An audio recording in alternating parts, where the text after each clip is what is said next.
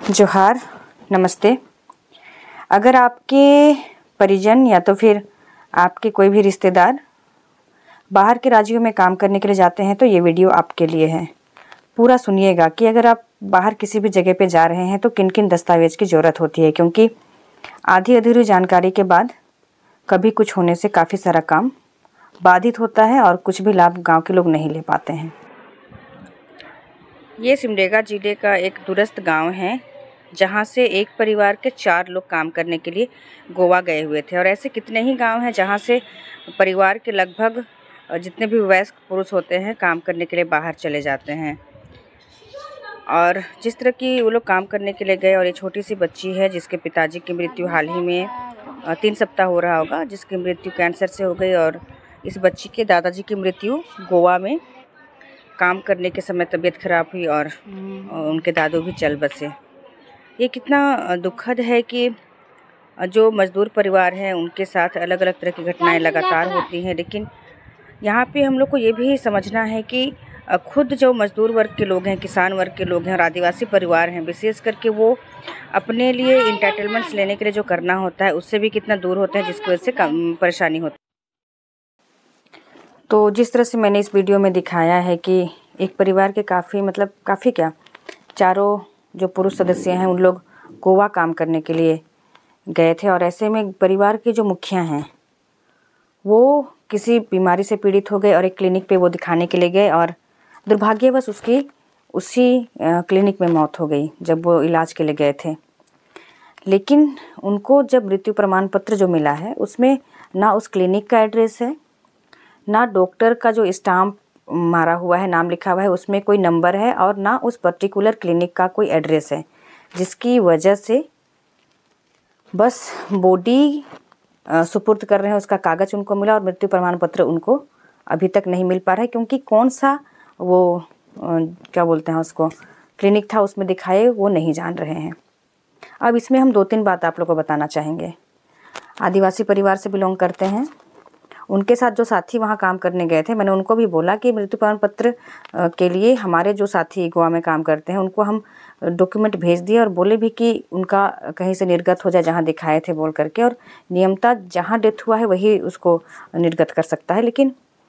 जिन लोग अभी गोवा में बने हुए हैं, क्योंकि ये परिवार का तो मुखिया का डेथ हो गया तो उन लोग वापस लौट आए सिमडेगा, लेकिन जिन लोग वहाँ अगल बगल काम कर रहे हैं उनको हम बोले कि कम से कम अदद एक फ़ोटो केवल खींच के क्लिनिक का हमको दे दीजिए। लेकिन एक फ़ोटो मैनेज नहीं कर पाए लोग और वो फ़ोटो आज तक आया नहीं है। दूसरी बड़ी बात कि कहीं भी जाते हैं तो जगह का नाम, प्रॉपर दुकान का नाम, ये सब देखने की आदत नहीं है, जिसकी वजह से भी वो नाम हमें नहीं मिल पाया, क्योंकि अनन फनन उस समय कुछ हुआ होगा तो लोग उस नाम को नहीं देख पाए। लेकिन इससे नुकसान क्या हुआ कि मृत्यु प्रमाण पत्र नहीं बनेगा तो उनकी पत्नी का विधवा पेंशन नहीं बनेगा, पारिवारिक लाभ के लिए जो राशि उसको मिलना है वो नहीं मिल सकता है। और भी अगर कुछ भी चीज़ के लिए जब मृत्यु प्रमाण पत्र मांगा जाएगा तो वो उपलब्ध नहीं करा पाएंगे। जो बीमा कहिए एक तरह से प्रवासी मजदूरों का किस तरह की दुर्घटना में मिलने वाली जो राशि रहती है वो भी कि नहीं मिल पाएगा, क्योंकि उनकी डेड बॉडी का कागज़ तो मिला लेकिन डेथ किस कारण से हुआ, क्या किया, वो सर्टिफिकेट रहता है तो उसको अधिक मान्यता मिलता है। और इस वजह से समझिए कि जो भी लाभ मिलना है उससे वो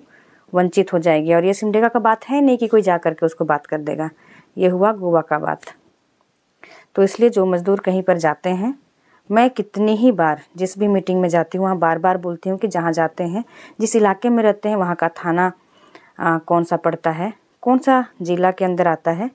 और कौन से जगह पर रह रहे हैं, उस गांव का टोला या जगह मोहल्ला का नाम क्या है, किनके नीचे काम कर रहे हैं, इन सब चीज़ों की जानकारी कम से कम रखनी चाहिए और घर के परिवार वालों से साझा करना चाहिए। लेकिन जिस तरीके से आदिवासियों की पूरी व्यवहार प्रणाली है, उनका सोचना विचारना और चलना, आचार विचार व्यवहार है, उसकी वजह से लोग नहीं कर पाते हैं। और नहीं कर पाते हैं ये उनकी बहुत बड़ी कमजोरी है, क्योंकि अगर आप सरकार के किसी भी लाभ को लेना चाहते हैं तो आपको दस्तावेज़ देना पड़ेगा, प्रॉपर दस्तावेज़ देना पड़ेगा। और अगर आपको लगता है कि कुछ नहीं लेना है तब तो दस्तावेज़ नहीं रखेंगे और इसी तरह से अपने आप को हमसे नहीं हो पाता है, हम नहीं जानते हैं बोल के बहानेबाजी करेंगे तो सब लोग स्वतंत्र हैं उसके लिए। लेकिन एज ए उस समाज के होने के कारण मुझे अपने समाज के लोगों की इस तरह की जो कमजोरी है, जिस पर उन लोग जल्दी नहीं सीरियस हो पाते हैं, गंभीर नहीं हो पाते हैं, बड़ा ही तकलीफ़ होता है। और इसलिए मैं ये इत्तला कर रही हूँ कि आप लोग जहाँ कहीं भी काम कर रहे हैं,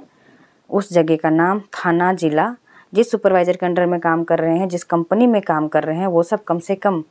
हमेशा ध्यान में रखिए। अपने घर वालों को किसी को बताए रहिए या साझा किए रहिए। कुछ फ़ोटो वगैरह ले सकते हैं तो वो सब रखे रहिए, ताकि किसी भी तरह की अनहोनी दुर्घटना, किसी मज़दूर की मृत्यु हो जाती है तो आपको जो लाभ मिलना है उसको दिलाने के लिए जो प्रक्रिया है, उसके लिए जो दस्तावेज़ चाहिए, उन सब के समय वो काम आ सके और आपको लाभ दिलाया जा सके। शुक्रिया।